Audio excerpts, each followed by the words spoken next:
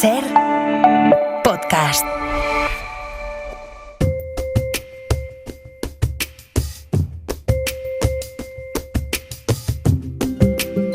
Hoy por Hoy Magazine.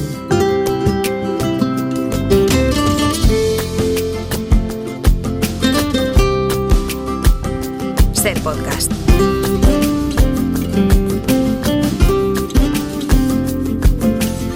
Momento de convocar a nuestro Comando Norte, los dos periodistas sobre el terreno, que precisamente más que en el terreno están en el terruño.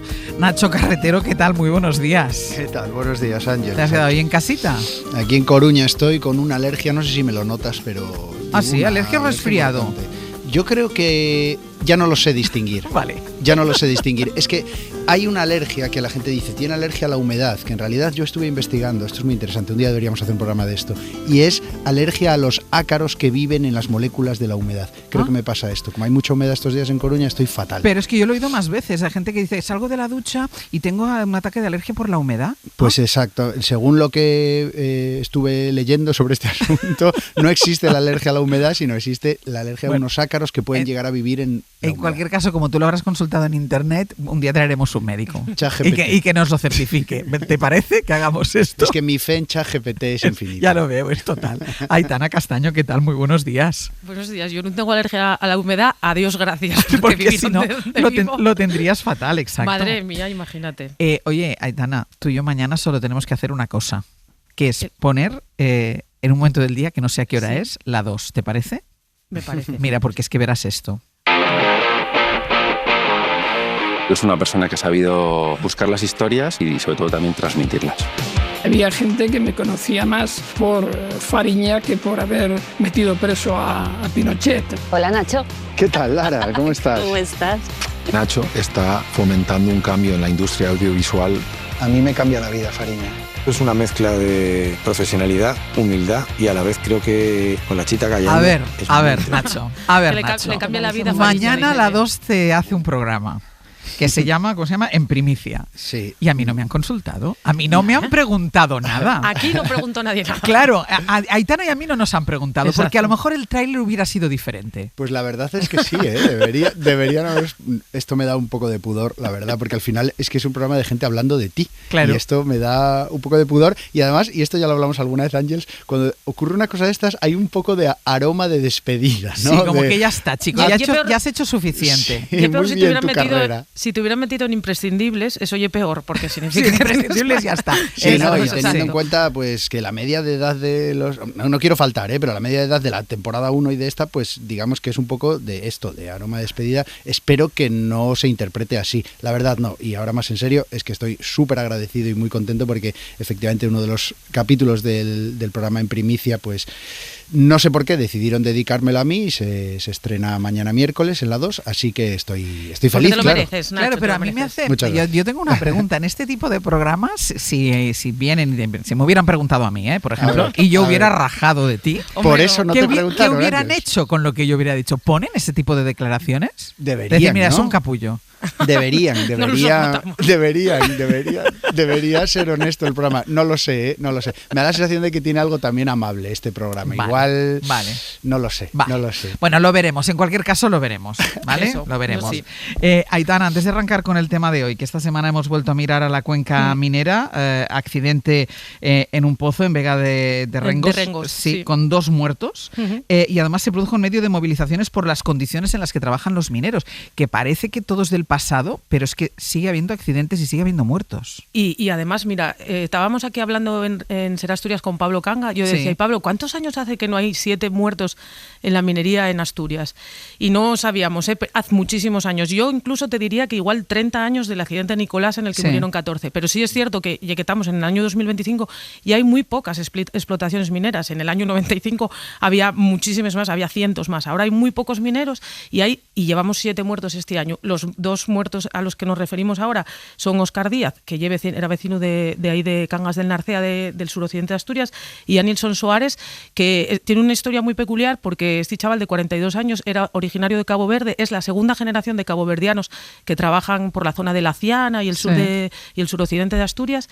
Y bueno, y el viernes pasado, en un derrabe que decimos en las cuencas mineras, que es un hundimiento de la mina, pues ellos allí quedaron. Y como bien dices, llega esto en un contexto en el que están reivindicando las condiciones laborales, por un lado, de los trabajadores de las empresas privadas que todavía quedan en Asturias, que son muy pocas, pero todavía quedan, y por otro lado, que además coincidió en la misma semana con las reivindicaciones laborales de la Brigada de Salvamento Minero, que es una brigada que pertenece a UNOS, a la empresa pública, y al SEPI, y a la Sociedad Española de Participaciones Industriales, pero que da servicio a todas las empresas de minería de Asturias.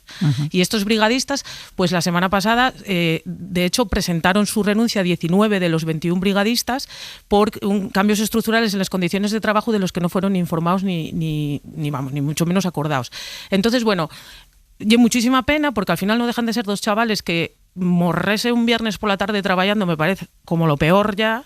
No dejan de ser dos chavales que dejan familia y tal, y además, bueno, en un contexto que, ya os digo, que no hay mucha explotación minera, y la poca que hay, nos encontramos dos accidentes muy graves, uno hace unos meses y otro ahora. No tiene nada que ver, eso es verdad, el de hace 8 meses con el de ahora, pero bueno. Es muy triste, y sobre todo es un toque de atención, Aitana, para seguir mirando hacia allí, y seguir mirando hacia ese sector. Vamos con el tema que vamos a abordar hoy, porque hemos invitado al Comando Norte a una ilustre colega nuestra. Es periodista especializada en conflictos, ha estado en Ucrania, en Malí, en Sudán, en Colombia, en Palestina, trabajando, por ejemplo, para esta casa, pero también para la agencia Associated Press, para La Marea o para el diario El País, y acaba de publicar Narrar el abismo, periodismo de conflictos en tiempo de impunidad. Está en la editorial Debate. Ella se llama Patricia Simón. Patricia, ¿qué tal? Muy buenos días. Buenos días. ¿Qué tal estás?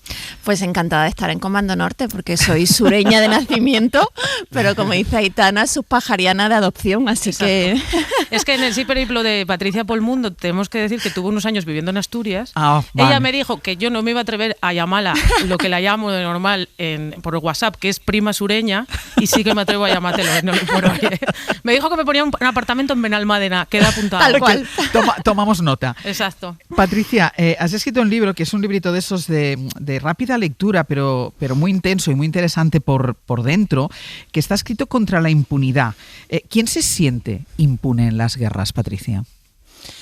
Pues la borrachera de violencia, que es una guerra, se sienten impunes tanto los mandatarios que dirigen esa guerra y sobre todo quienes la ejecutan, pero quienes la sufren esa impunidad y quienes son súper conscientes cuando se acercan a un periodista son las víctimas, y de ahí surge el libro, de una carta no tanto a las víctimas sino a los oyentes, a los lectores y lectoras que sienten que no pueden más con este caudal de noticias terroríficas, dolorosas, complejas, y que cada vez más pues apagan la radio o la tele o no se acercan a un periódico porque se sienten impotentes, ¿no? Y me parecía importante explicarles por qué no lo siguen contando, precisamente para que ellos y ellas nos sigan escuchando. El dato es tremendo, ¿eh? El porcentaje de personas que evitan adrede las noticias ha subido desde el 29% en 2017 al 40% actual. O sea, estamos en tiempos de récord de indiferencia informativa o también de información que se busca en otro lado. ¿Y contra esto cómo se lucha, Patricia? Pues yo creo que explicando que cuando vamos a conflicto, a crisis humanitaria o a la esquina de nuestro barrio a contar las injusticias que están pasando, lo primero que nos encontramos cada vez más es que la gente que está sufriendo esa situación nos pregunta, ¿pero para qué os lo voy a contar si ya sabéis? Y cuando empezamos a decirle, bueno, efectivamente, si no lo quiere contar, probablemente no cambie nada, ¿no? Solamente si para usted es necesario, ya te están contando. Y en realidad te están contando porque representamos como periodistas a esa ciudadanía que sigue creyendo que eso es intolerable y que tenemos que impedirlo, ¿no? Y ese pacto ético que significa el periodismo, en realidad ahora mismo, en un momento en el que líderes como Donald Trump o como Bolsonaro y tantos otros nos presentan a los periodistas como enemigos del pueblo, así nos ha llamado el ilustre presidente estadounidense, pues es porque son conscientes de que en realidad también cuando transmitimos estos testimonios estamos de alguna manera parapetando o protegiendo nuestra propia humanidad. Déjame que vaya publicidad. A la vuelta seguimos charlando aquí en el Comando Norte con Nacho, con Aitana y con Patricia Simón, y este librito Narrar el abismo, periodismo de conflictos en tiempos de impunidad. Hoy por Hoy Magazine.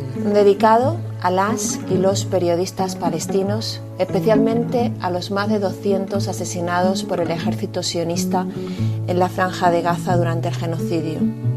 Gracias a vuestro trabajo, tarde o temprano, se hará justicia. Ser Podcast. Guarda sobre el que su propio techo.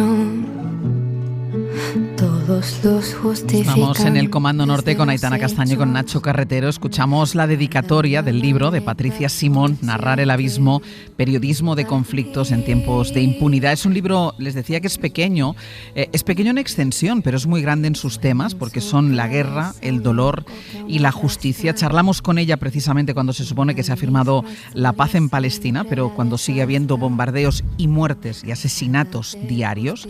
Desde que se firmó la paz han muerto cientos de niños, de mujeres, de ancianos. Patricia, ¿se ha firmado la paz para que miremos hacia otro lado, para que nos olvidemos de esa guerra?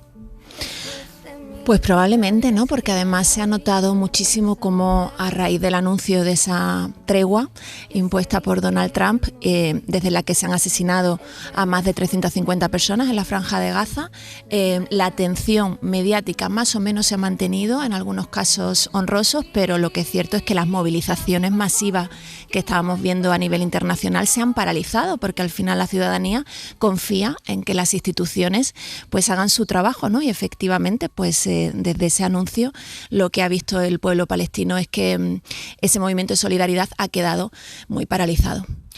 Mira, Patricia, cuando yo soy del team de Àngels Barceló, que no subrayamos los libros, ¿vale? Pero este libro es como para subrayar muchas cosas. Yo tengo varias frases aquí y hay una que empata un poco con lo que estábamos hablando antes de la indiferencia de mucha gente, de que no se quiere enfrentar al horror, y tengo aquí dos apuntadas. Una dices, en el primer fogonazo la visión del horror nos salva sacar la voz. Y después dices, informarse sobre las violaciones más graves sobre los derechos humanos es una forma de defender la democracia. Y entonces yo quería que nos ampliaras un poquitín esto, porque ¿por qué para ti hablar del horror, hablar del abismo, hablar de todas las víctimas supone una salvación? Por una parte, porque como sabes bien con tu trabajo en las cuencas recuperando la memoria histórica, una de las primeras violencias que sufren las víctimas es la ley del silencio.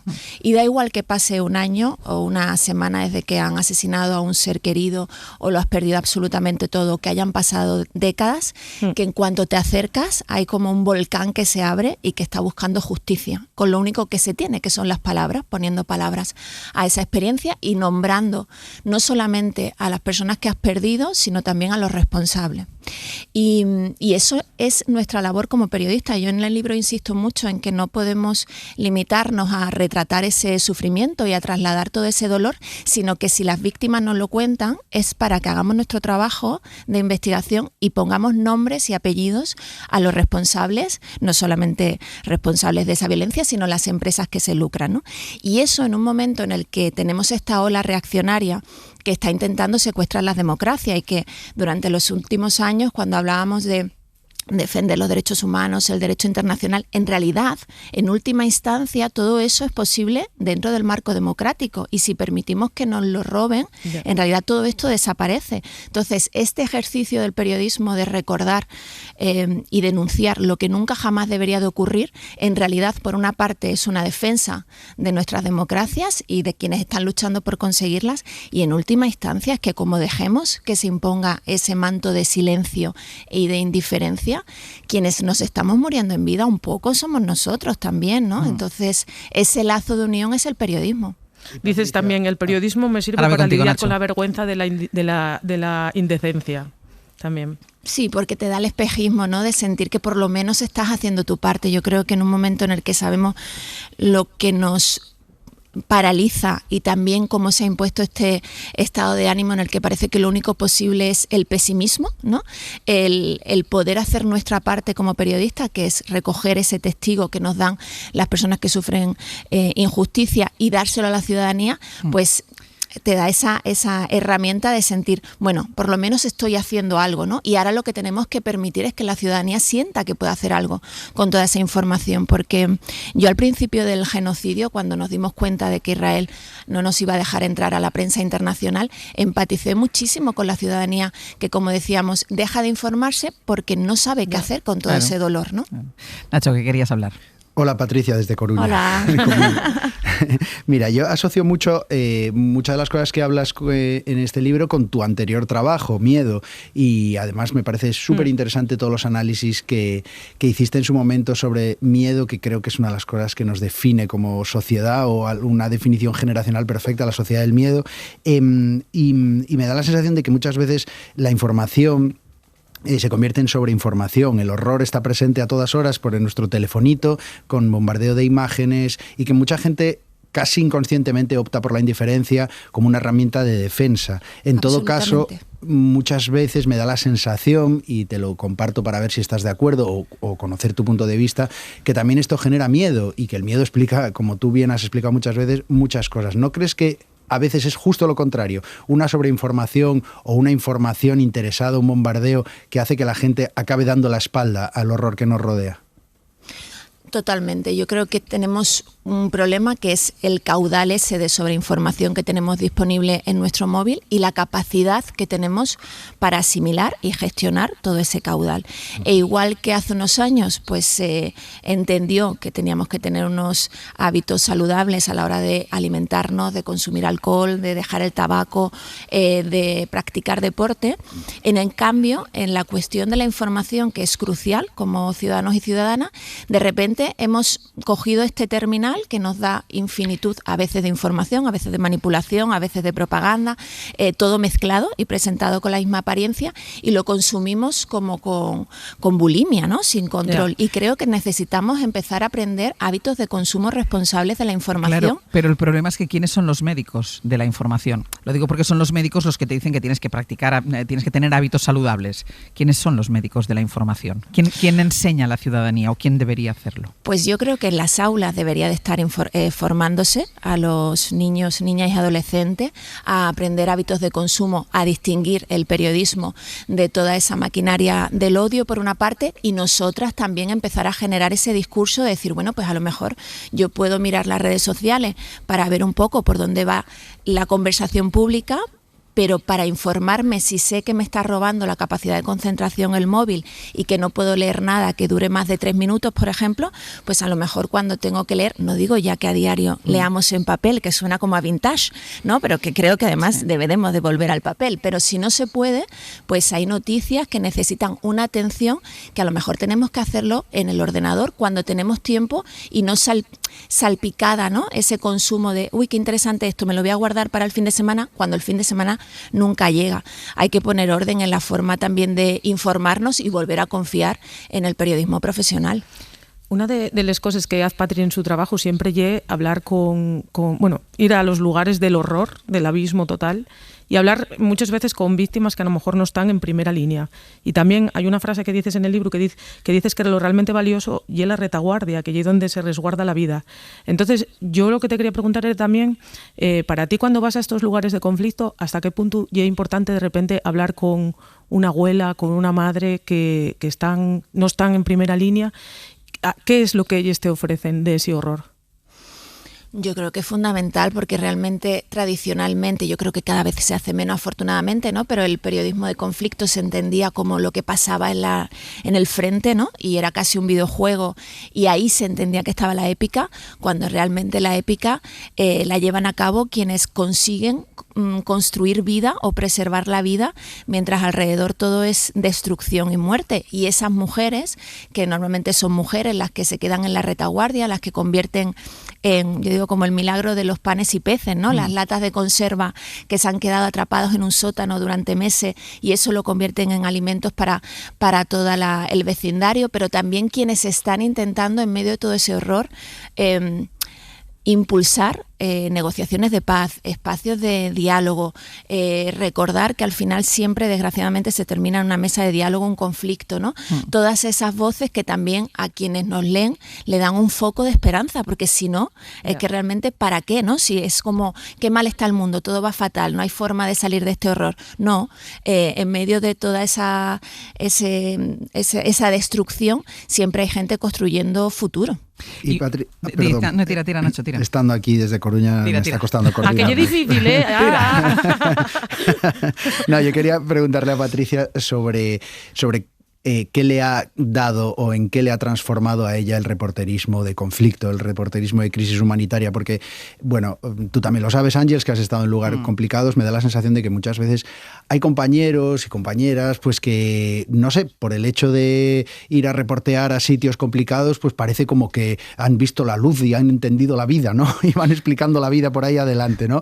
Y no deja de ser un oficio, ¿no? Y no deja de ser una oportunidad como hay tantas otras. Y quería preguntarle a Patricia qué le ha dado a ella, porque yo siempre suelo decir que a mí me ha dado perspectiva el conocer estos lugares, te da una cierta perspectiva, pero bueno, tampoco mucho más. Quiero decir que a veces está muy romantizado y no sé qué le ha aportado a ella. Absolutamente de acuerdo, Nacho. De hecho, yo no hago esa distinción porque igual que hago ese tipo de coberturas, hago migraciones aquí enfrente de Málaga, donde vivo, hago entrevistas a escritores y escritoras y cuento historias sobre el movimiento, ¿no?, contra los desahucios. O sea que creo que en una sociedad globalizada todo está interconectado y podemos hacer periodismo internacional y local, tanto en un sitio como otro.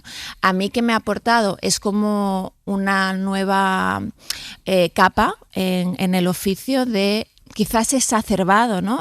Las violencias son más desnudas, son más evidentes, pero no me parece ni que tenga más valor como periodismo, ni que sea más difícil hacerlo en absoluto. Y además siempre reivindico que el periodismo que realmente genera ciudadanía y que conecta los intereses y los derechos de la ciudadanía es el periodismo local. Por eso creo que cuando hacemos internacional tenemos que conectarlo con lo que pasa con las personas a las que nos dirigimos. Y yo también, absolutamente. Y una última cosa. ¿Te preguntas alguna vez, después de haber hecho algún tipo de información, y ya no estoy hablando solo de periodismo de conflicto, las migraciones que haces aquí en la costa de Málaga o lo que sea, sí, ¿te preguntas alguna vez, ¿habrá servido para algo? Ay, siempre. Es una pregunta que me repito, yo creo que casi todos los días cuando termino el programa, ¿no? O sea, continuamente. Ya os digo yo que sí, chicas, ya os digo yo que sí, que no, muchas nos informamos por vosotras, sí sirve. Pero tú te lo planteas también, Patricia. Me lo planteo continuamente, lo que pasa es que siento que ante todo ese caudal también, ¿no?, de mensajes deshumanizantes, de odio, de crispación y de crueldad, con que consigamos a veces, ¿no?, meter una gotita de empatía, de respeto, de entender al otro y de ternura, porque reivindico la ternura en las relaciones, ya estamos haciendo algo importantísimo, porque realmente quienes no solamente escuchamos los medios afines y demás, ahí fuera hay tanto odio informativo, sí, que es importantísimo. Pues Patricia Simón, Narrar el abismo, muchísimas gracias por este libro, que de verdad vale muchísimo la pena, no solo para los de la profesión, sino sobre todo para los de fuera de la profesión. Sí. Y enhorabuena por tu trabajo, de verdad. Muchísimas gracias. Un beso muy grande. Un besín, prima sureña. Aitana, Nacho, hasta luego. Un besín, adiós. Cuidáis vos, chao. Hoy por Hoy Magazine.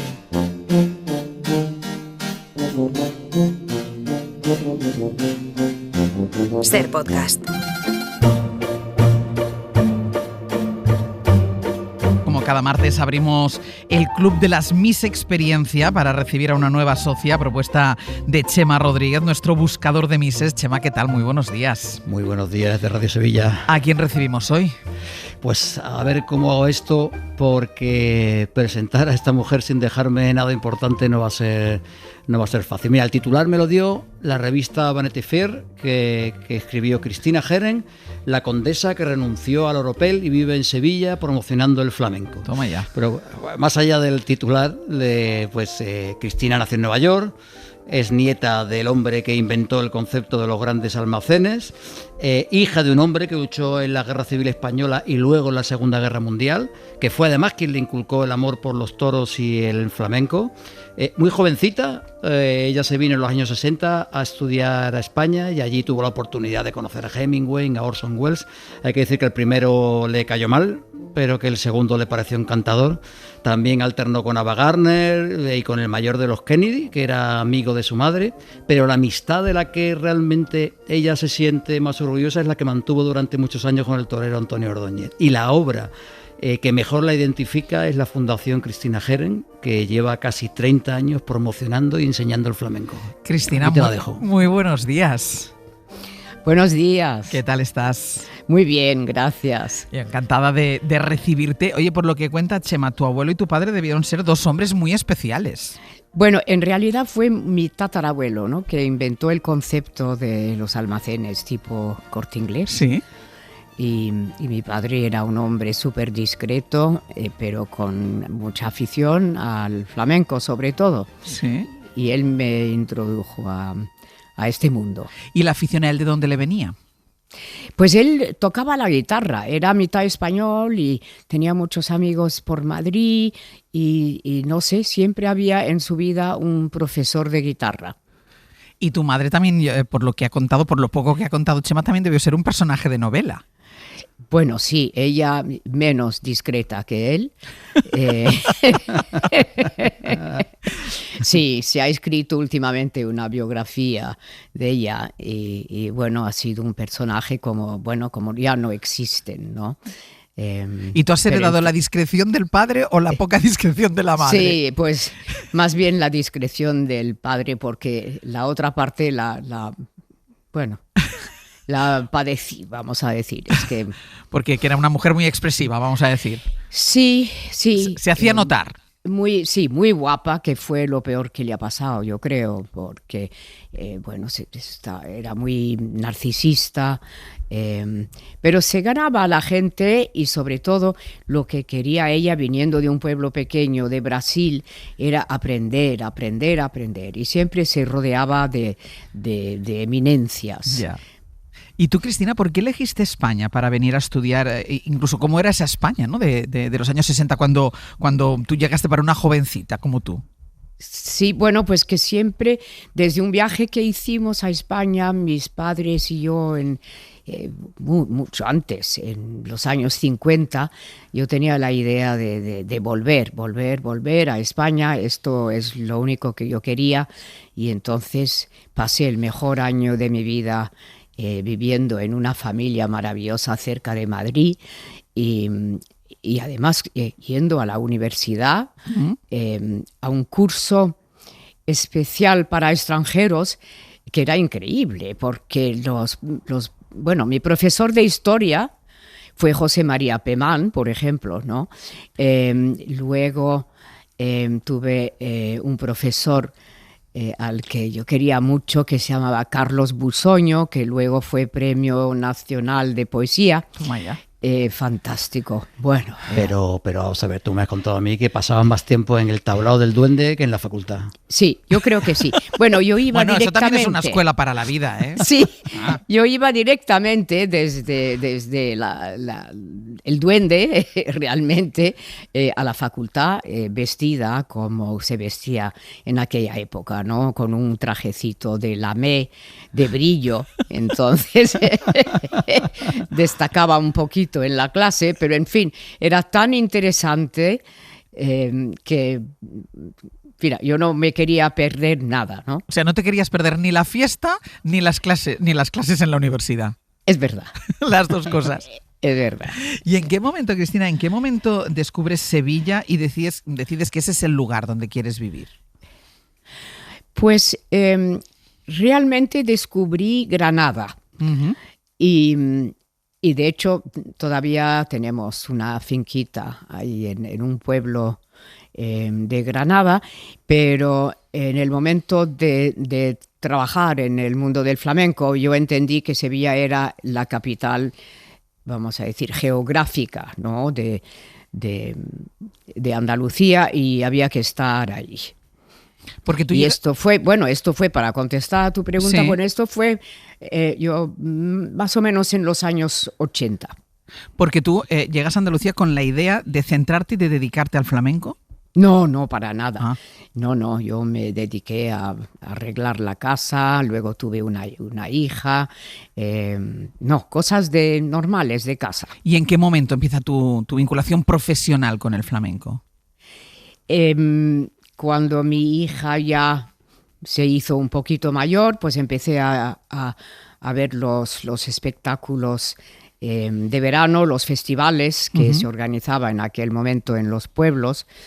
Y entonces pensé, de alguna manera esto habría que llevarlo a Estados Unidos, pero no se puede llevar a cualquiera porque no van a entender este estilo histriónico del cante flamenco, ¿no? Sí. Pero conocí a Calixto Sánchez y yo pensé, bueno, sí, a este sí se le puede exportar porque se le entiende, que también es importante, y luego que tiene una voz maravillosa.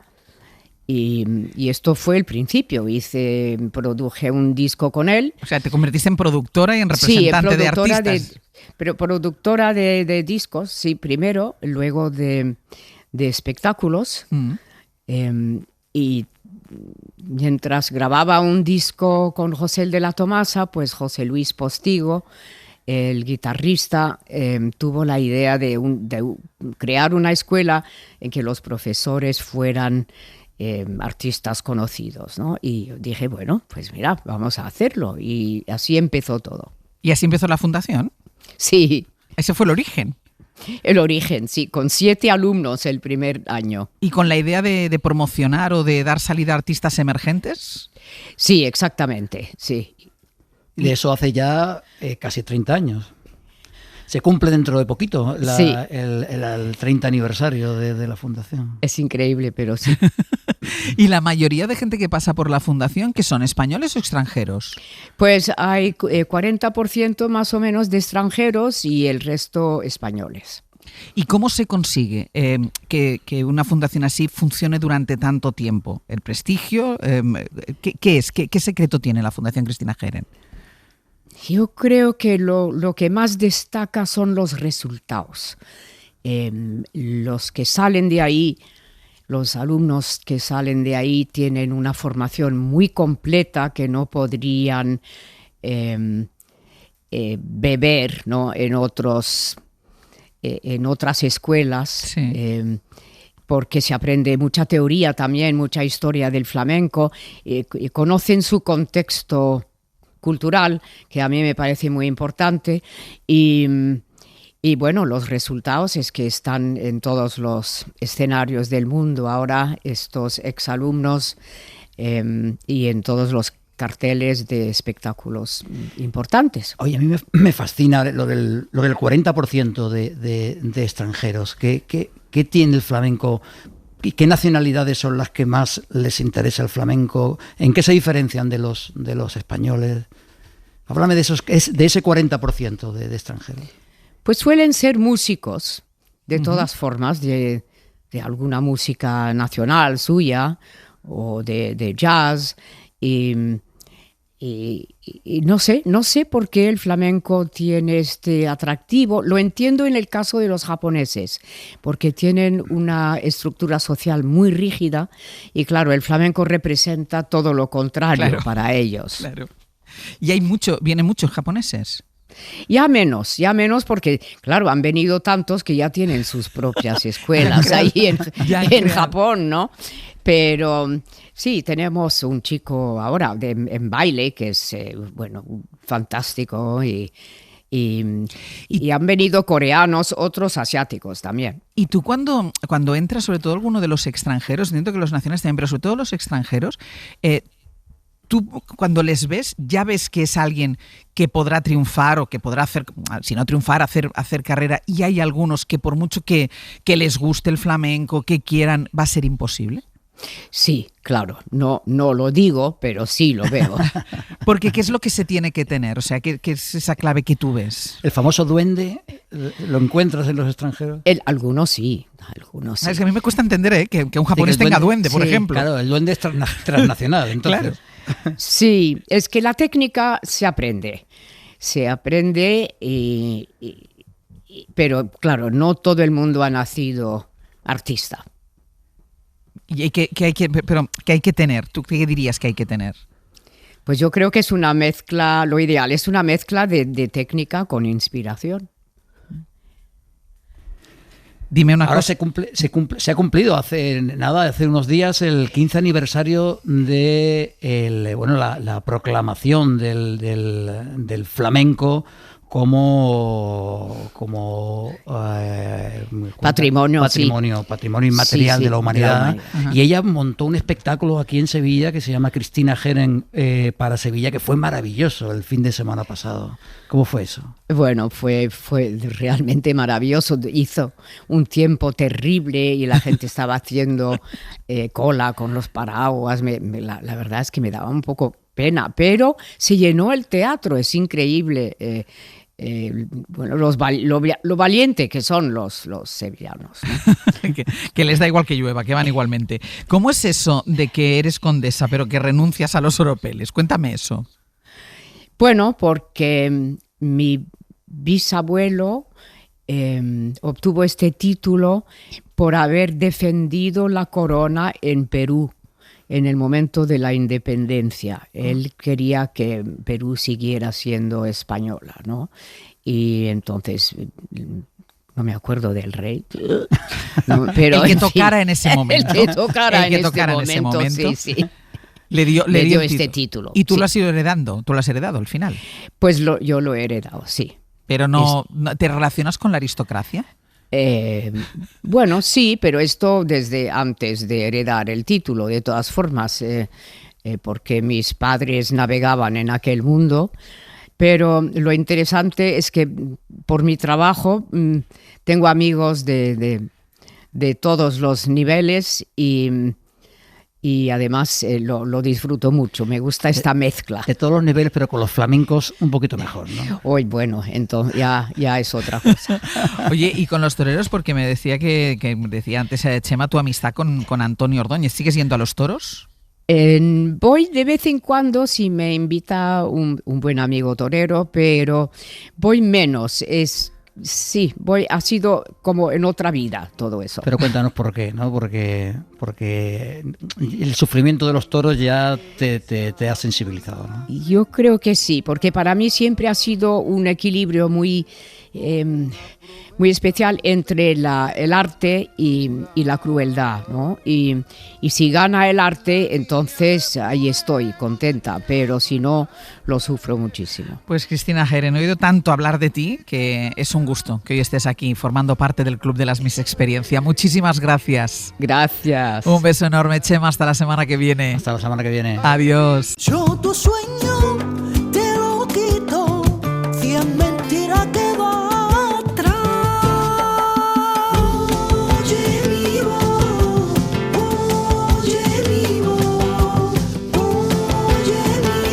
Pérez, buenos días. ¿Qué tal, Ángels? Buenos días. ¿Vamos con el resumen de lo hecho hasta ahora? Bueno, pues vamos a hacer un pequeñito parón, ¿no? En la mañana, que ya llevamos unas cuantas horas. Cárgate tú de la antena un ratito ahora. Venga.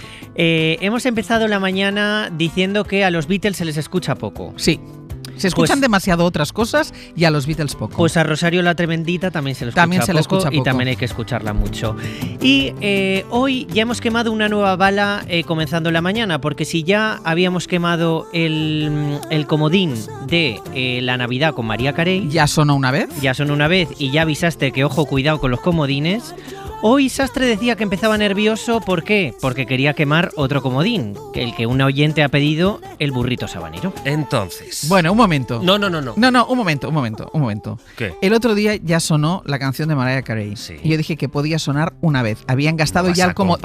No vas a comparar Mariah Carey con el burrito sabanero. Doy una opción de burrito sabanero de aquí a Navidad. ¿Pero esto qué es? Si la gastas hoy, la has gastado. ¿Pero esto qué? Es una dictadura. ¿Qué tipo de dictadura es una dictadura. dictadura. Pues no estoy a favor de esta dictadura.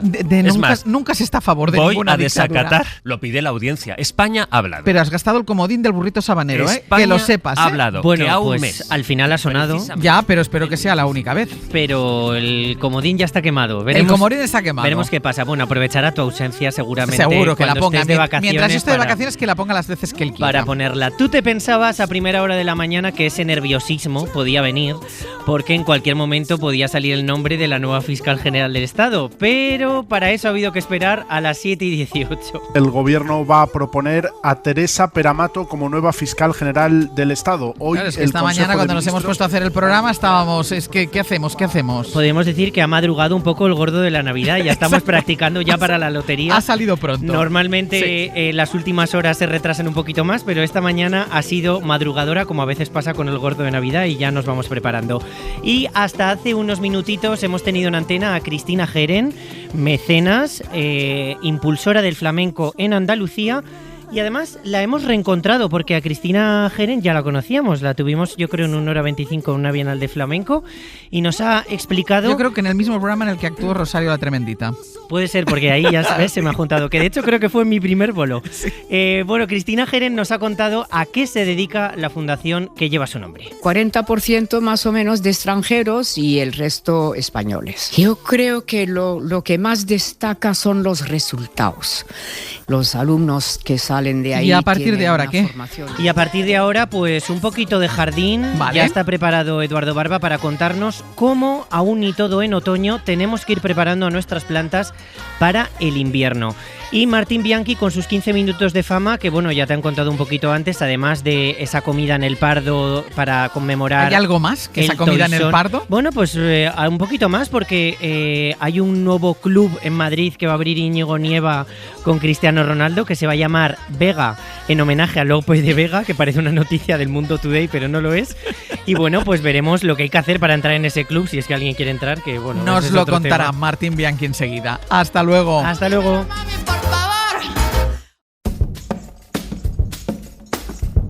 Hoy por Hoy Magazine.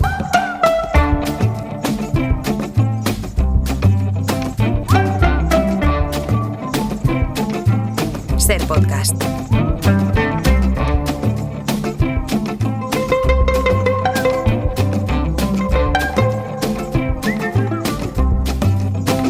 You know you better start making your apology.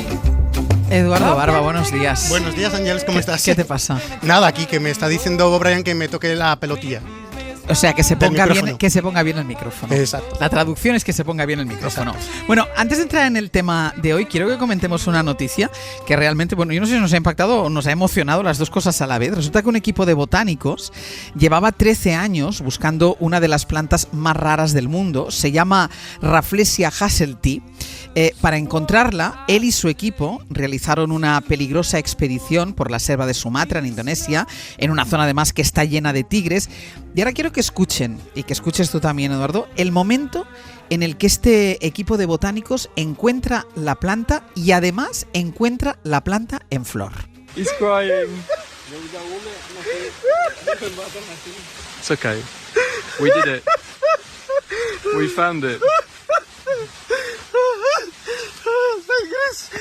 Pero es que están llorando, o sea, qué emocionante tiene que ser. Claro, piensa que es la culminación de una búsqueda de, según yo he leído, porque yo tampoco conocía la historia de esta Rafflesia, las Rafflesias hay muchas especies, pues era el fruto de una búsqueda de muchos años, de unos 13 años aproximadamente. O sea, 13 años pateándote la zona donde tú crees que puede haberla. Claro, y eso es como culminar un proyecto y una búsqueda incansable, ¿no? Hay que recordar que hay muchas personas, muchos científicos que van a la búsqueda de especímenes que quizás han desaparecido hace ya docenas de años para la ciencia y que de repente cuando se encuentran produce esta emoción. Yo viví una experiencia similar en Namibia hace 2 años con un colega, él es botánico y él está reclasificando todo un género completo de las hermanias. Es una planta más modesta que las Rafflesias, porque las Rafflesias a todo el mundo le sonará la Rafflesia arnoldii, no le sonará a lo mejor por el nombre. A todo el mundo, todos los que estamos aquí nos seguramente, ahora seguro que alguien que está removiendo el café así, el segundo café. Hombre, sí, la raflesia. Pues si le regalé uno a mi suegra el otro día. Sí. Bueno, pues la Rafflesia arnoldii siempre es famosa y muy conocida porque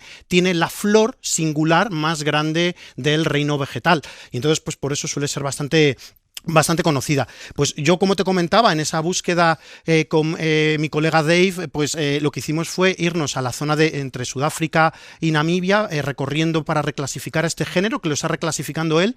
Era un género que estaba un poco olvidado para la ciencia botánica.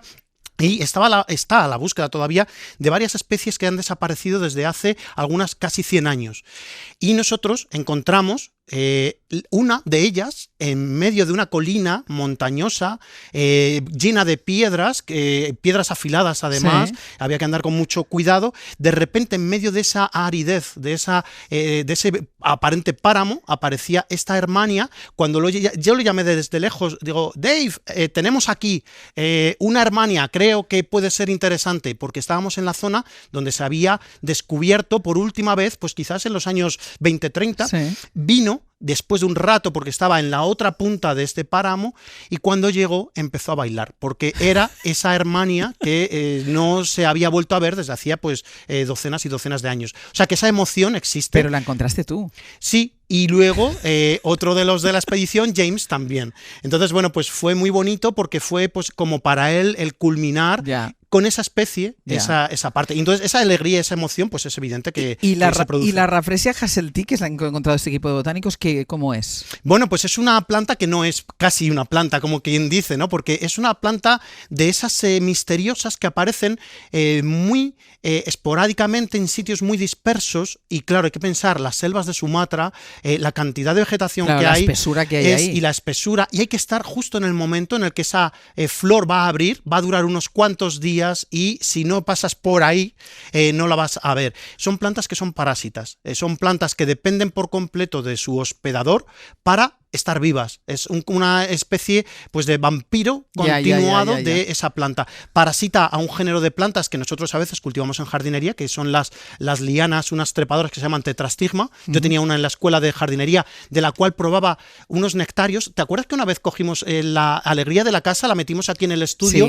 y probamos unas bolitas dulces? Sí. Bueno, pues el tetrastigma boiniereanum, que es una de las plantas a las que parasita esta Rafflesia recién encontrada o reencontrada, pues emite también esas bolitas y yo en la escuela de jardinería, en el invernadero, siempre las probaba, porque eran como es una especie de desayuno dulce. Vamos al tema de hoy, después de este episodio emocionante de alguien que encuentra algo que lleva años buscando. Estamos en el tramo final de un otoño. La verdad es que es un tramo final de otoño con temperaturas de invierno y la actividad en los jardines desciende un poco. A mí lo que me gustaría saber y explicar a los oyentes, ¿qué es lo que tenemos que hacer con las plantas en este periodo? Estamos, le queda todavía poco menos de un mes al otoño. ¿Qué tenemos que hacer ahora? Bueno, es cierto que esta ralentización, como dices, se produce, pero no es total, porque siempre en un jardín hay actividad, aunque no lo aparente, ¿no? Yo recuerdo siempre una frase de mi buen profesor Benito Cotarello en la escuela de jardinería que nos decía que la raíz en el invierno también crece, incluso aunque sea 1 milímetro bajo tierra, aunque la planta haya tirado toda la hoja, que aquí he metido hoy una espírea, un arbusto caduco. Este arbusto caduco, cuando tire toda la hoja, incluso va a estar creciendo. Entonces, bueno, pues hay que tener en cuenta que el invierno no va a ser igual en una costa de Málaga o en el interior de Soria, como hablábamos el otro día, porque, bueno, pues la diferencia de temperatura es muy distinta entre un sitio y otro. Pero, ojo, lo que sí que es por igual en todo este hemisferio es la disminución de las horas de luz. Eso es algo evidente y la planta eso lo siente y hace que su metabolismo pues baje revoluciones y ya no esté tan activa. Incluso muchas se van a paralizar prácticamente por completo, como acabamos de decir, y otras, bueno, pues van a tener un poquito de actividad, ¿no?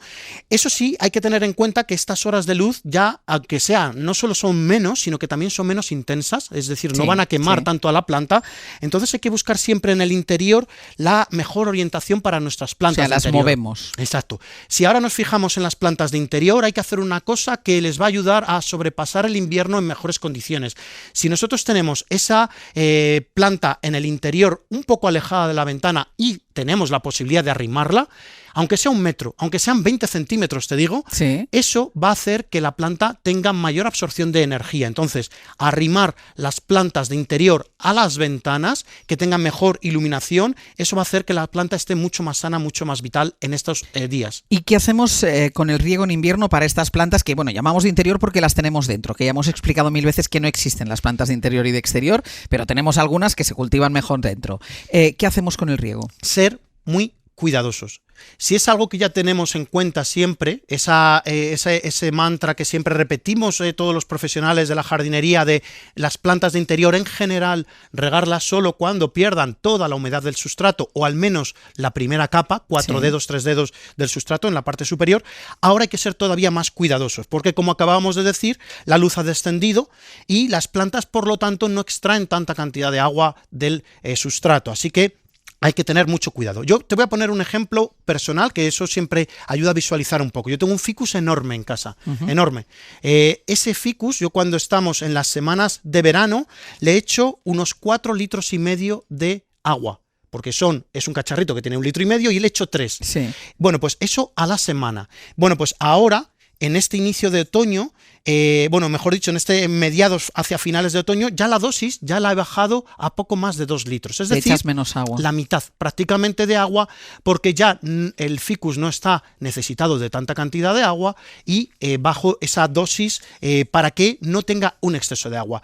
A muchas plantas, como a los ficus, les va a sentar fatal ese exceso de agua en el invierno.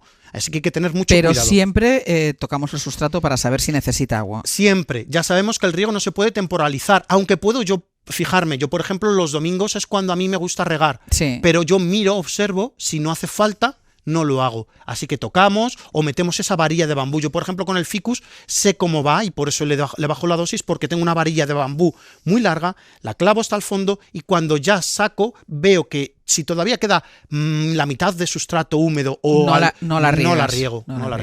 Y oye, ¿qué hacemos con la calefacción? Porque esta es una de las preocupaciones, porque es verdad que la calefacción además da como un calor así como muy artificial. ¿Qué pasa con ella? Sí, pero qué bien que sienta eso de entrar en casa por las noches cuando llegas y hace frío en casa, madre. Con lo que hay que tener cuidado, como tú dices, es con esas calefacciones y porque van a generar en los interiores una cosa que es básica para las plantas, que es la humedad ambiental. La humedad ambiental, ese aire más seco, perjudica a muchas plantas, ¿no? Hay plantas porque la calefacción reseca mucho el ambiente. Mucho, y nosotros lo notamos, tanto con el aire acondicionado como con las calefacciones, las mucosas, te reseca la nariz, se resecan y bueno, hay gente que incluso le llega a sangrar, ¿no? Por esa resequez. Eso no existe, pero bueno. Ahí acabas de inventar. Muy bien. Así que tenemos que tener cuidado, sobre todo con las plantas que estén cerca del radiador. ¿Por qué? Porque si bien es cierto que la planta que está al lado del radiador, pues muy probablemente tampoco necesita tanta cantidad de agua, pero sí que va a evaporar más cantidad de agua por ese radiador cercano. Así que hay que estar muy, muy pendiente. Y hemos hablado del riego de las plantas que tengamos dentro de casa. ¿Qué hacemos con las que tenemos en el jardín o en la terraza? ¿Las regamos durante este último tramo de otoño? Muy bien, ahí lo que tendríamos que mirar es, de nuevo, no es lo mismo un Euskadi que el interior de Segovia o una Segovia capital, ¿no? Ahí tendríamos que estar pendientes de qué es lo que ocurre. Porque podríamos pensar que porque el hecho de estar en el exterior, ya que llueva, pues ya es suficiente para no regar durante 2-3 meses, que eso yo lo he visto. Yo conozco jardineros que quizás incluso quitan las mangueras en el invierno pensando que no hay que regar. Bueno, pues eso es un error porque hay que tener en cuenta que siempre la planta va a necesitar un punto de humedad en ese sustrato, en esa tierra, ¿no? Hay que tener en cuenta también que las raíces siempre tienen y necesitan un punto de humedad para poder hacer su metabolismo de manera correcta, ¿no?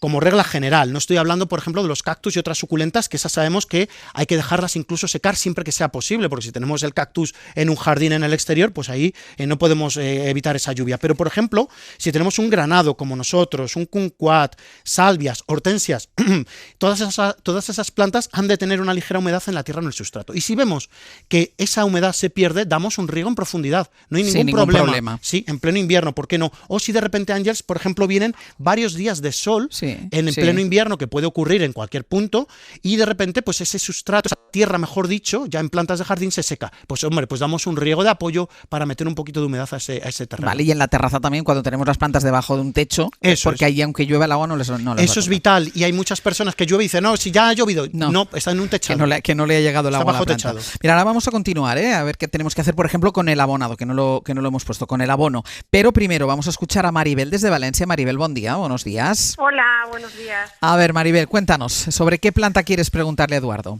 Pues es una planta que yo le llamo pata de elefante. No sé, vulgarmente será así, pero tendrá otro nombre. Y la tengo dentro de casa, la tengo muy bonita, pero el problema es que las hojas me cuelgan al suelo mucho y entonces la punta se seca. O sea, ya las tienes, las hojas ya están tocando el suelo. Sí, tocan el suelo. Vale. ¿Qué puede hacer, Eduardo? Bueno, pues muy interesante, porque tienes, como tú muy bien has dicho, es una pata de elefante. El nombre científico es Beaucarnea recurvata. Una pata de elefante. Una pata de elefante. De toda la vida. De toda la vida.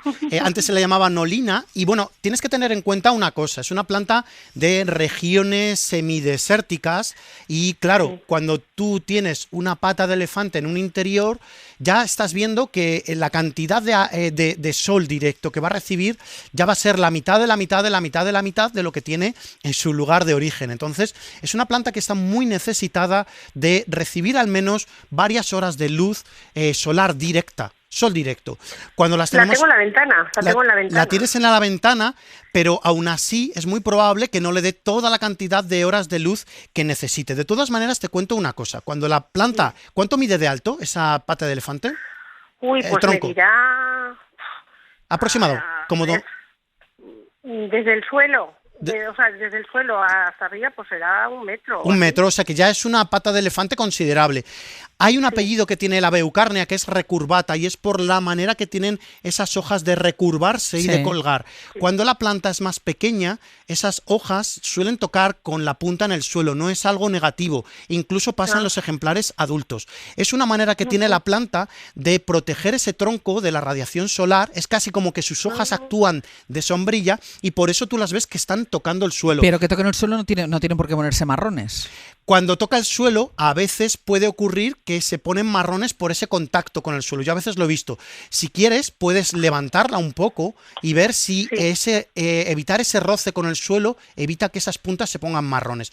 Si ves que sigue poniéndose marrones, puede que estés llevando a la planta a una sequedad pues más extrema y vuelve a regar. ¿Tú la estás regando convenientemente? Es decir, dejas que se seque el sustrato y luego vuelves a regar bien. Sí. Vale, sí, pues, porque ya me dijeron que necesitaba muy poquita vale, agua. Pues quizás es tan poquita agua la que le estás echando que quizás eso sea la consecuencia de esa reducción de la superficie foliar. Esa consecuencia de que las puntas de las hojas se pongan marrones. Así que cuando vuelvas a regar, métele un poco más de dosis, métele un poco más de agua y vuelve a dejar secar el sustrato para ver si esa evolución de puntas marrones se detiene. De todas maneras, ahora en el invierno, un poquito menos de dosis le viene siempre bien porque tiene menos cantidad de horas de sol. Y si la quiere levantar un poco para ver si cambian las hojas, porque no va a quedar más bonito también que no arrastren en el suelo. Pues a ver Maribel si solucionamos ese problema. ¿De acuerdo? Muchísimas gracias. Venga, hasta ahora. Y por cierto, no he preguntado, ¿y ahora tiene que abonarlo? ¿Ayudaría en algo a abonar? Bueno, las plantas de interior ahora hay que abonar siempre y cuando veamos que hay actividad. Yo si ahora tengo una planta de interior, ¿nosotros qué plantas de interior, por ejemplo, estamos abonando ahora? Pues por ejemplo la orquídea mariposa. La orquídea mariposa está echando ahora una hoja enorme nueva que por fin está volviendo a crecer y esa, por ejemplo, vemos que está en crecimiento activo. Entonces la tienes que alimentar un poco. Entonces la ayudo.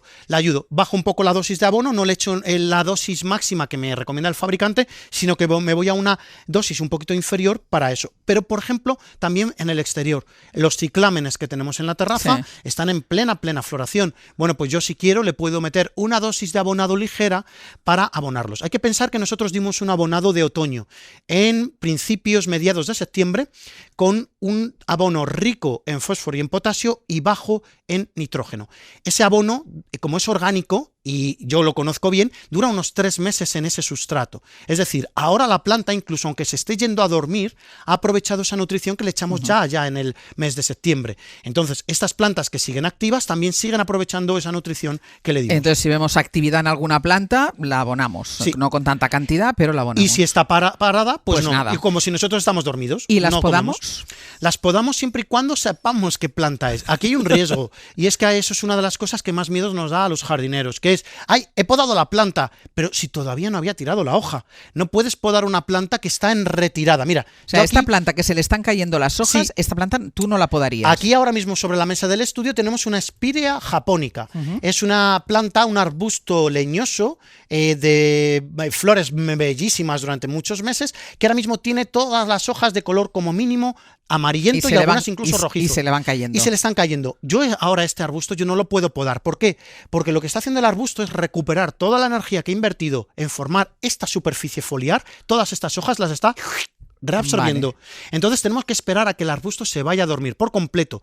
Y en cuando ese caso, ya no le queden hojas. Cuando ya no le queden hojas. Y en ese caso podaríamos. Pero, ¿por qué podar? Esa es la primera pregunta que se tiene que hacer cualquier persona. ¿Por qué necesito podar este árbol? ¿Por qué necesito podar este arbusto? Y es imprescindible saber la especie. Si tú no sabes la especie de planta que tienes entre manos, por favor, la tijera Pero yo creo no se que mete. Mucha gente lo que hacemos es podar por estética, porque solo cuando quedan los troncos dices, voy a cortar esto. Pero hay que acostumbrarse a esa desnudez. La desnudez en las plantas también es bonita y tenemos que acostumbrarnos a esa estética. Entonces, hay que podar solo y cuando sepamos el por qué se poda y por qué lo necesita. Y, imprescindible, la especie. Si yo no sé la especie, no meto la tijera, pregunto a un profesional, me voy al vivero con una foto, nos llamáis, lo que sea. Vale. 2 cosas, pero en una frase, Tareas que haya que hacer ahora mismo. Bulbos. Lo ahora dijimos el otro día también. Si queréis plantar bulbos, hoy, esta semana, ya. Y ir a un vivero, a una floristería y comprar alguna planta de flor para meter color en nuestro balcón. ¿Tipo planta? Pues mira, los ciclámenes que hemos dicho antes. Pongamos color a los jardines, que no solo tiene que haber el color de la Navidad, que puede haber el color natural, no solo artificial. Hasta la semana que viene. Hasta la semana que viene, Ángels.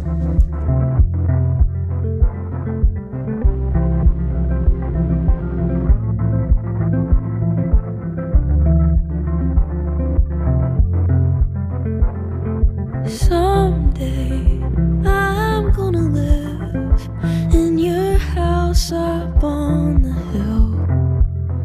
And when your skinhead neighbor goes missing, I'll plant a garden in the yard. Then they're gluing roses on a flatbed. You should see it, I mean thousands. I grew up here till it all went up in flames, except the notches in the door frame.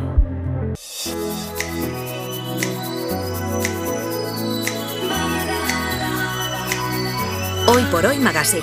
It's murder on the dance floor. You better not kill the groove, DJ. Gonna burn this goddamn house right down. Ser Podcast. Oh, I know about you. Los 50 años sin Franco nos ha dado paso a los 50 años de monarquía y sus celebraciones. Una comida en la que no faltaron invitados y mucho que comentar, que se me estaba haciendo muy larga a mí la espera. Martín Bianchi, buenos días. Buenos días. ¿Qué tal estás? ¿Por qué no nos invitaron? Claro. Pero yo a lo segundo, a la comida del Pardo. Yo quería estar en la comida del Pardo. Pero de los toisones, como lo vimos por la tele, eso no tenía tanto Llegué secreto. a pensar, voy a hacer una guardia, pero luego dije, hace mucho frío. Ya no tenemos edad de ya guardia. No tengo edad para hacer guardias en puertas. Pero allí, sentaditos nosotros en un rincón, tampoco íbamos a molestar, ¿eh? No. O sea, ahí sentaditos. Ahí había 70 personas. Observando. Bueno. Entre la infanta Margarita y ahí en un rincón, que no se nos viera. Tomando nota.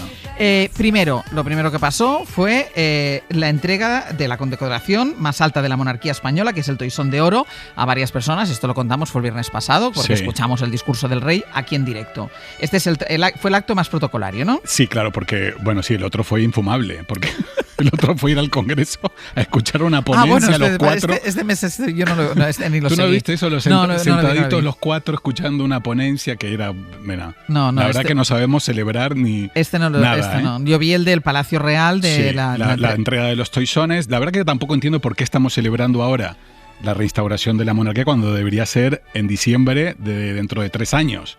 porque la Constitución se aprobó en el 78, hasta entonces la monarquía que había reinstaurada, digamos que estaba en un limbo. Pero bueno, pero estaba reinstaurada en cualquier caso. Pero yo habría esperado a 70. A la oficialidad. Yo habría esperado para celebrar todo. A la junto. oficialidad. Pero bueno, se lo entregaron a la reina Sofía, a Miquel Roca y a Miguel Herrero y a Felipe González, un poco a los padres de la Constitución, al primer presidente, ¿no?, que hizo hubo cambio de gobierno en España, y a la reina Sofía. La verdad que el rey Juan Carlos estaba molesto por esto. Porque le entregó junto con los otros. Claro, según leí, Javier Casquero, que ella se merecía. Que ella se merecía una entrega ella sola. Ahora de repente el rey Juan Carlos está súper interesado en tratar bien a Sofía. A saber lo que tendrá Sofía guardado que él necesita recuperar. Ya. Te digo yo. Pero también te digo que para él, que en esa celebración, si estuviera la madre y además recibiera el toisón, o sea, para el rey Juan Carlos esto debía ser un trago, ¿eh? Pero para todos, porque no estaban ni los urdangarines, ni los marichalares, no había ningún miembro de la familia. Ni Elena y Cristina tampoco. No estaban Elena, ni Cristina, ni nadie. Como no estaba invitado el rey Juan Carlos, básicamente era mejor que no estuviera nadie para que la ausencia no llamara la atención, y llamó la atención la ausencia de todos. Claro, o sea, solo estaba la familia real, ellos 4 más la abuela. Más la abuela y miembros del gobierno y demás. La verdad que la reina Sofía está impresionante. No. Yo creo que va ganando, va mejor. Yo creo que está rejuveneciendo. Sí, mientras el rey Juan Carlos va mal, ella mejora. Ella está físicamente, está muy bien, no camina sin bastón. ¿Qué bastón? Es que está perfecta. Ella, vamos. Está perfecta. Está mejor que nosotros. Esto fue el acto que todos vimos, porque lo retransmitió la tele y lo contamos nosotros en la radio, aquí en directo, pero al día siguiente hubo comida, vamos a decir, familiar, entre comillas. Y ahí sí que estuvo el rey Juan Carlos I. No entraron las cámaras. No entraron las cámaras, no hubo fotos, más de 70 personas, estaban todos los nietos, los sobrinos, estaban la familia real griega, estaban a la reina Ana María, Pablo y María Chantal. Me gustó que estuviera Filipos, que es uno de los sobrinos de la reina Juan Carlos, con su mujer Nina Flor, que es la que paga todos los jets privados de Juan Carlos. Este es el de los aviones. Claro, estaba Nina Flor. Bueno, al menos que era, en realidad, las ricas de esa reunión eran María Chantal, heredera de los Duty Free, y Nina Flor, heredera de VistaJet. Pero qué menos que le hayan invitado a ella, que pone los aviones, o sea, qué menos. Y el padre, debería estar, no sé si estaba invitado el padre, no vi si estaba o no, pero tendría que haber estado. No lo descartes. Estaba también la familia real búlgara, los Borbón dos Sicilias, los Baviera, bueno, estaban todas las familias pseudo reales que también viven en España. Pero de lo que pasó dentro tenemos algún detalle. No sabemos nada. O sea, hubo encuentro, reina Leticia, rey emérito. Claro, en la misma mesa estuvieron. Otra cosa es que la mesa tuviera 500 metros y uno estuviera en una punta. Sí, porque ellos no tienen los problemas que tenemos nosotros en Nochebuena. No es una mesa de 4 que estás ahí mirándote la cara. No, o una mesa. ¿Quieres un poco más de vino? ¿Quieres un poco más? No. O sea, una mesa muy grande. No sabemos nada. Solo sabemos que el rey Juan Carlos fue el primero en llegar y el primero en irse. Se fue con Froilán.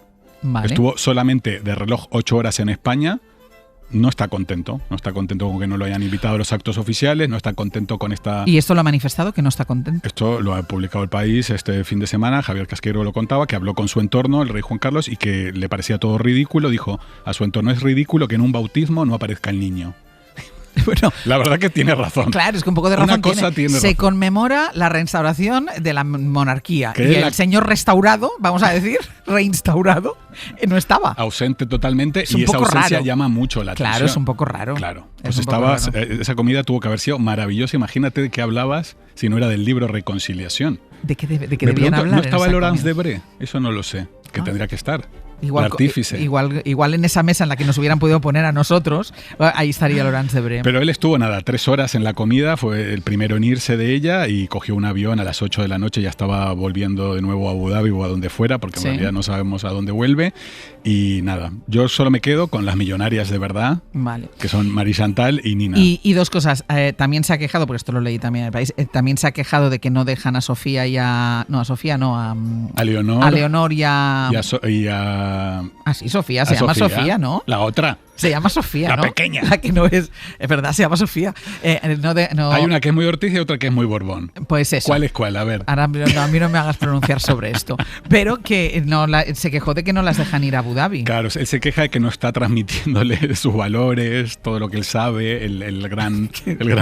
Hombre, y si fuera la madre y padre de las niñas, a lo mejor tampoco. Mira, yo creo que Leticia hace bien. Por las dudas no se va a fiar, porque las manda un día a Abu Dhabi y al día siguiente ya saben abrir una sociedad offshore y es un problemón. Oye, y otra cosa, que vi en alguna foto que había parejas también de algún nieto. Es que estaban todos, se abrió a las por primera parejas. vez en 7 años, ¿verdad? Estaban todos los nietos. Hay que recordar que el que vive en Londres, Juan Valentín, ahora tiene sorprendentemente una novia allí, que trabaja con él, que trabajan para Alejandro Agag, que es el yerno de Aznar. Bueno, lo de pasan siempre, muchas cosas en esas comidas. Lo de siempre. Yo es que estaría con una libreta porque cada cosa que dicen es una cosa importante. Yo es que para mí el misterio son los temas de conversación. Ah, pues hablas de... ¿No? Ay, sí, pues, no sé. Esta gente está para todo el día viajando, gastando. Ay, estuve en Nueva York el otro día.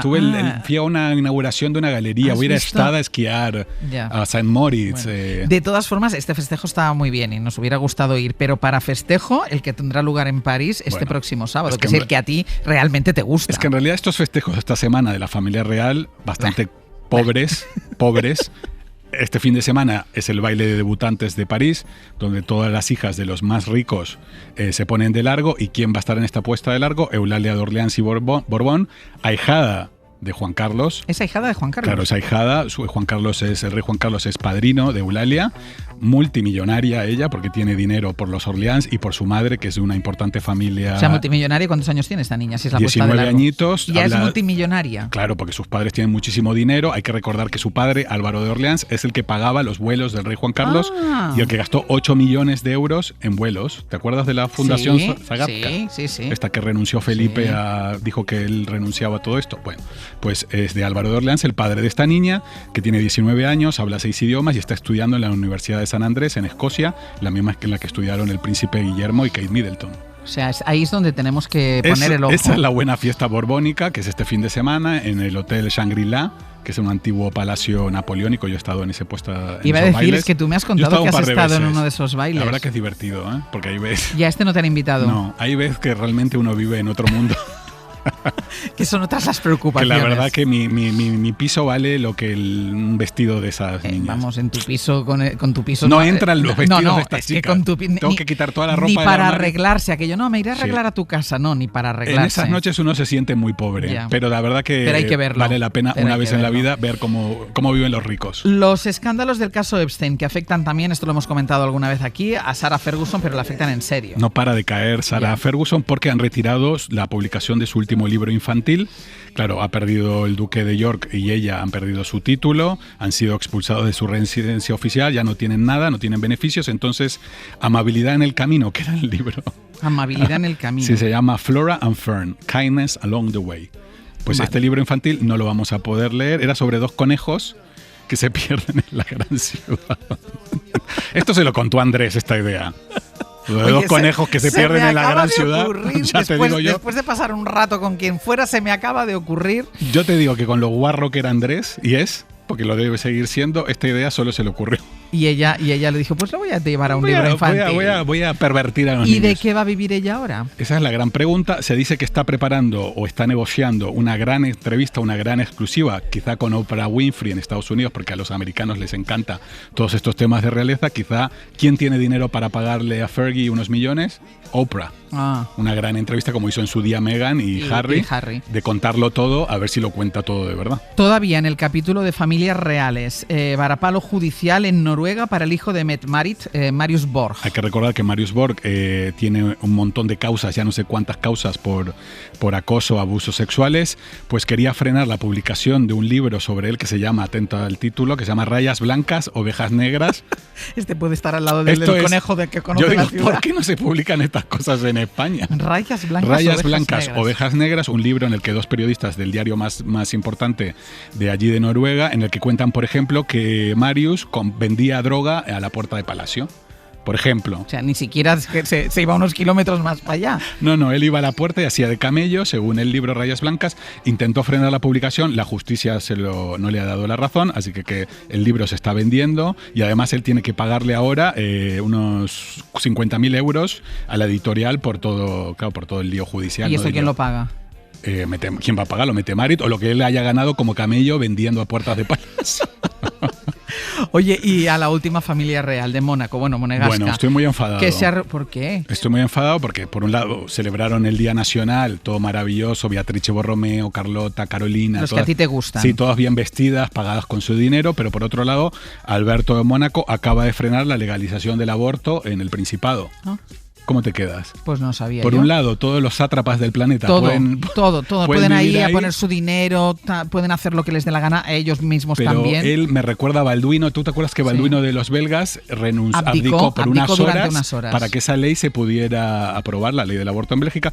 Pues Alberto la ha frenado porque dice que Mónaco es un principado católico, apostólico y romano y paraíso fiscal de gente que hace cosas inmundas por el mundo. O sea, para una cosa muy católico, apostólico, romano y para otras, y hay que recordar que tiene 2 hijos, que tuvo 2 hijos fuera del matrimonio, hay que recordar...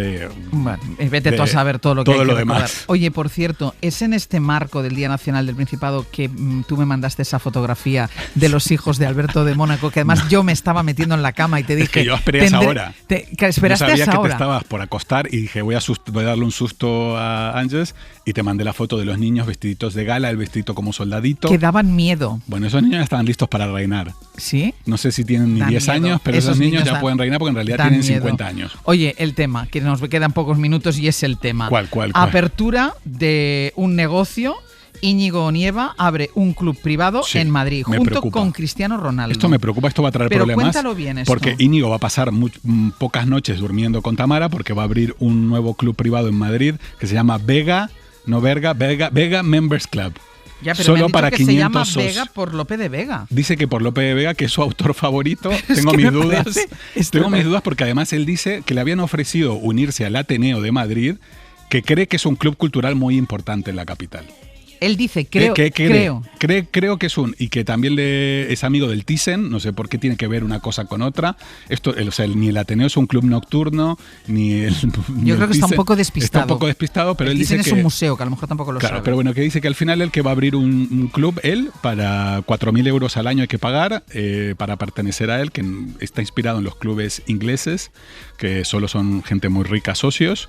Pero y que hay un gimnasio, o sea, ¿qué es ese club? Me encanta que mona eres. Claro, o sea pues habrá un restaurante, hay un bar, tú quedas una discoteca, pero solamente es para esas 500 personas que pueden pagar esos 4.000 euros. ¿Y qué tiene que ver Lope de Vega? ¿Qué tiene que ver Lope de Vega? ¿Qué tiene que ver el Ateneo? ¿Qué tiene que ver el Thyssen? Pero Íñigo Nieva dio una entrevista y mentió todo ahí dentro, y a saber qué va a salir de todo eso. Yo solo tengo una conclusión, es que Íñigo va a pasar muchas noches fuera de casa. En el club. Y que la tentación vive en el Vega. Ya solo falta que me digas que es un club solo para hombres. Pues, bueno, algunos de estos lo eran en su momento. Y sigue habiendo. Sigue habiendo. No, yo entiendo que alguna mujer, la que pueda pagar, que quiera pagar eso, yo no pagaría ni un euro por estar en el Vega Members Club. Que no nos da tiempo a nada más. No, pero van no a invitar está mal. Tampoco. Pero como tampoco nos iban a invitar. Pero como tampoco nos interesaba. Tampoco nos interesaba. Nosotros nos interesaba la comida del Pardo del sábado y no estuvimos. No, a mí me interesa la puesta de largo este fin de semana. Esa también nos interesa. Pero esto lo veremos en el Ola, ¿no? Esto lo vamos a ver en el Ola, como me llamo Martín Bianchi. Vale, la semana que viene tenemos material. Adiós. Hoy por Hoy Magazine. Ser Podcast. Casal, buenos días. Francino, buenos días. ¿Qué estáis preparando para hoy? Pues nosotros, pues muchas cosas, porque seguimos recogiendo reacciones a esa propuesta del Gobierno para que Teresa Peramato sea la sustituta de Álvaro García Ortiz al frente de la Fiscalía General del Estado, y a esa prudencia del Partido Popular en su valoración que acabamos de escuchar, llamativa, porque el partido de Feijóo salta siempre a la yugular, ¿no? Con cada propuesta de Pedro Sánchez. Pues sumaremos en hora 14 la voz del propio Ejecutivo, Consejo de Ministros, rueda de prensa, comparece el ministro de Justicia Bolaños, y ahí quizá tengamos alguna pista más, ¿no?, de los plazos que nos quedan a partir de ahora. Recordemos que seguimos sin conocer la sentencia completa del Supremo tras esa condena al fiscal. Y luego 2 asuntos de la mañana en los que nos queremos detener. El primero, esa decisión de la Justicia Europea que va a obligar a todos los Estados miembros de la Unión a reconocer los matrimonios igualitarios si estos matrimonios se han sellado en países donde ese derecho está reconocido. En la UE, recordemos, hay todavía 9 países que no reconocen el matrimonio entre personas del mismo sexo. Y la mili. Alemania primero y ahora Francia, ¿no? Porque Macron ha sido bastante ambiguo, no ha sido muy claro, pero queremos saber qué pasa por su cabeza cuando sugiere la recuperación con matices de una especie de servicio militar en Francia. Aquí el gobierno, en España, descarta hacer algo parecido, pero este gobierno. Así que, en cualquier caso, creo que nosotros, como Pujol, ¿no?, por edad, podemos pedir que nos exoneren, ¿no? ¿Tú hiciste la mili, Casal? No. Yo tampoco. Pero a ti, pero no por edad. No, yo tampoco. Por pies planos. Por pies planos. Algo así. Tú por pies planos. Algo así. Venga, cuéntanos. Propongo un poco de brilli como contrapeso.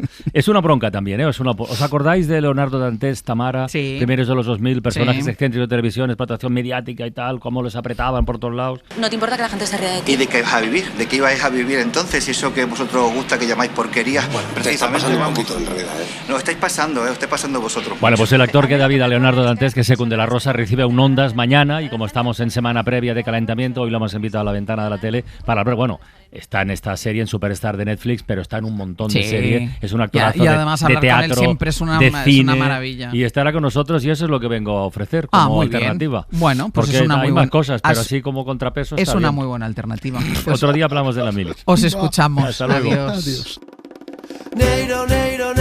Hoy por hoy Magazine.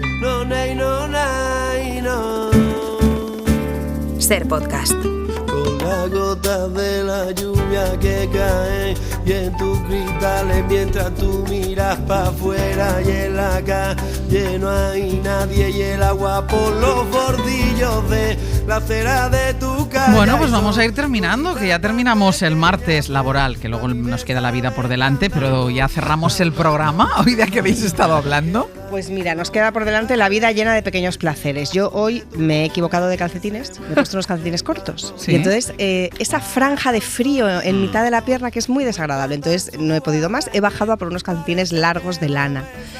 Y el placer de ponérmelos y de cubrir ese frío, yo creo que con 20 años yo no era consciente de que la vida estaba hecha de placeres de este tipo. Pero mira que es un placer tonto. Es tontísimo. Pero totalmente identificado con ¿verdad? Como persona que lleva calcetines cada uno de una manera, pues muy a favor. Sí, es que, o sea, es cubrir una necesidad, o sea, es tapar un dolor y eso ya es placer, ¿no? Sí. Pero sobre todo que sea tan barato. Iba a decir, pero date cuenta que es un placer fácil, asequible, barato. Exacto. Yo tengo una pregunta. Dime. ¿Necesitabas unos calcetines para hoy y te has comprado 3? Bueno, porque a veces, ¿por qué? Porque a veces en los packs es que a veces hay Bueno. oferta en los packs, que eso es otro pequeño placer. Pero es que, nunca molesta. pero yo nunca he podido comprar una pareja sola de calcetines. Claro, pero en una Siempre situación van así. agrupadas en Claro, más, ¿no? Sí. En una situación así me dice, me bajo por unos calcetines y subo y me dice, mira, me he comprado estos. Y me enseña 3 pares de calcetines y digo, ¿pero por Y qué? no packs. Pero esto es otro pequeño placer, que encuentras una oferta y dices, ay, ese es otro pequeño placer de la estrenar vida. calcetines es muy placer. Muy placer. ¿Sí? Es muy placer. Da sí, mucho placer, sí, es verdad. Sí. En general, estrenar cualquier cosa de ropa Es verdad. da mucho placer. En la medida en que te la has comprado porque te gusta y porque querías, Sí, salvo pero que el, te hagan un regalo pero el un poco calcetín absurdo. nunca está como después como el primer día. No, es Sí. verdad eso también. Estrenar Es verdad, calcetín, por se estropea ejemplo, el es pronto. más que estrenar calzoncillo. Sí, Sí, estoy de acuerdo. ¿En serio? Claramente. Totalmente. Claramente. ¿Sí? Claramente. En el calzoncillo nuevo hay esas palabras que no las puedo poner. Es verdad. Es verdad. Sí. En eso nuevo. ¿No puede con calzoncillo? No podía. No me acordaba. Yo tampoco. Bueno, pues en esa prenda interior Sí. no Sí. hay Qué placer fácil. ninguno. Bueno, placer ninguno tampoco diría, pero menor. Comparado a como el calcetín, esa sensación, esa suavidad, ese tacto. Pero una prenda de ropa interior, por no molestarte, Claro. por no molestarte, nueva también da placer. Pero nada como comparado con el calcetín. Incomoda además porque luego te puede apretar. No, yo estoy con Ángel, igual ¿eh? que A mí me A ver, ¿a qué me lado? gusta más estrenar Sí. ropa interior que estrenar calcetines. Y además hay también el Bueno, pues, pequeño placer es allá tú. buscarla Bueno. que sea cómoda, que sea de algodón. Claro, y que dices, te- ostras, que te esta vaya está bien, ¿ves? Sí. Esto es darmeos de la risa, no sé por qué. A mí lo que me da mucho, no sé, Pepe está por otro lado. Porque hemos dicho calzoncillo. No digas eso. ¿Por qué, Ay, chicos? Pascual. ¿Por qué no lleváis? Algo que habré dicho. No. No sé, pero están en pleno Igual no, ataque. mucha igual no gracia. se puede comentar. A mí ¿Qué me ha da dicho? mucho placer. ¿Qué ha dicho? ¿Qué ha dicho? No, que ha dicho él. A mí los calzoncillos no porque pueden apretar y dicho ya está presumiendo. O sea, es un chiste interno entre ellos dos. Como de 5 años. Bueno. Ya, bueno. Estaría. ¿Qué estabas No, diciendo? que me da mucho placer, pequeño placer, sudar. Sudar Ay, no. muchísimo. Haciendo ejercicio físico. Ahora te estoy imaginando Muchísimo. sudando con calcetines, Sergio. O con Tú sabes que yo duermo Él con duerme con Yo calcetines. duermo con calcetines. Yo y Fernando Alonso somos los dos únicos en España No, que dormimos hombre, Pero con yo eso gente. tampoco lo iría contando. Qué osado. Sergio. Este ¿Cómo? tema lo sabe toda España. ¿Cómo? Sergio lo Sí, comenta pues, más. sí. Hombre, estoy muy muchísimas veces. orgulloso. Yo no puedo el tacto del pie con la sábana. Sí, comentamos además un día que los que se ponen calcetines se duermen un poquito antes, ¿no? Unos segundos antes. Pero y que todo. Lo hemos Hay momentos de comentado. Sí, frío, con Nuño hay momentos de Domínguez frío yo creo. Que ¿En serio? Sí. Esto es ciencia pura. Es ciencia, entonces, Pero yo en verano me pongo unos... Esto también lo hablamos un día. En verano no. Un momento. No, es que no quiero imaginarte. No, calla. Pikis o Pinkies, ¿cómo se llama? Eso también lo hemos hecho aquí. No, eso no Hemos está hecho claro. todo. Esto lo hemos hecho ya. Pero a mí yo me pongo en verano eso. Yo no puedo contacto ¿Pero para directo. dormir? Yo no puedo contacto Es que directo eres con un la pinky, sábana. pero se te sale. No puedo contacto directo de los pies con la sábana. Arausle, Kyle le da seguridad. Imagínatelo con piquis. Tema lateral, a que 43 puedas decir grados. piquis y no puedas decir calzoncillo, no lo Calla. entiendo. Pero con otros pies sí, ¿no? ¿Cómo? Tú puedes tocar tu Pero pie, no se puedes puede tocar cambiar otro los pie. pies. Ah. Yo no soy partidario de tocar nada. Pero si él era, Sudar sí, tocar no. él era de camas separadas. Hombre, y de casa, si me Bueno, acuerdo. pero en algún momento habrá que tener algún arrumaco, ¿no? Pero ¿te acuerdas ese momento, Manuel Vicente, escribiéndose ese pie? Sí. No, Sergio, no. No, ahí Y hacer pies. sí que estoy con Vicente. Hacer pies, tío. Ya, pero de hacer pies de toda la vida, claro. Sí. Bueno. Quítate esos calcetines. Que no. Anda, quítate Supéralo. eso, por favor. Fernando y yo. Hoy por hoy. Dibujas perdido, intentando huir. Y aunque me gritas, hay ¿Qué te pasa, Arausle? Nada, que Pepe le he puesto esta canción para él y no se No ha la dado has pillado. cuenta. Pero bueno, que le encanta a Javier Ojeda. Me encanta. Es súper colegas. Vino con nosotros a un bolo. Sí, en una cueva. Una cueva, En la cueva del superchulo. tesoro. Bueno, que queríamos también compartir como último compás la aventura botánica de hoy.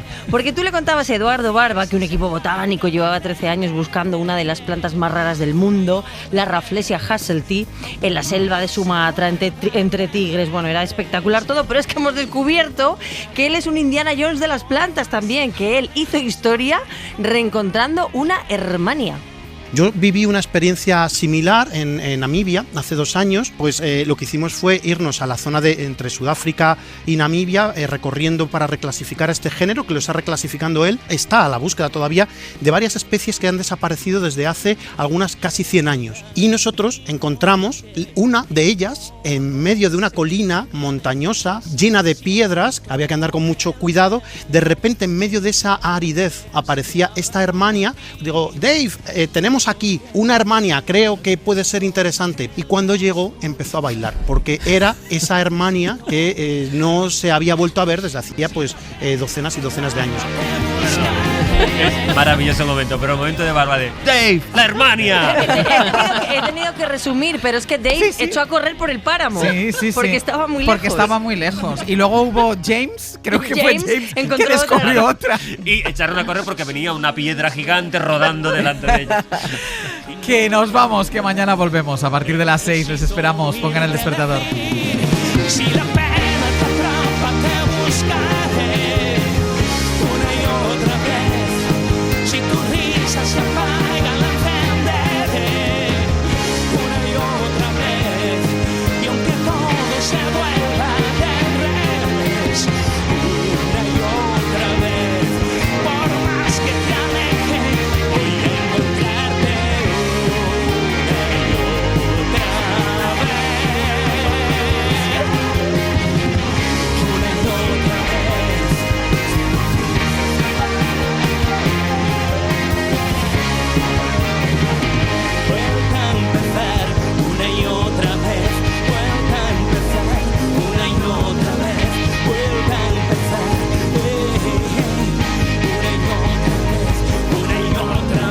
Hoy por hoy. Àngels Barceló. Para no perderte ningún episodio, síguenos en la aplicación o la web de la SER, Podium Podcast o tu plataforma de audio favorita.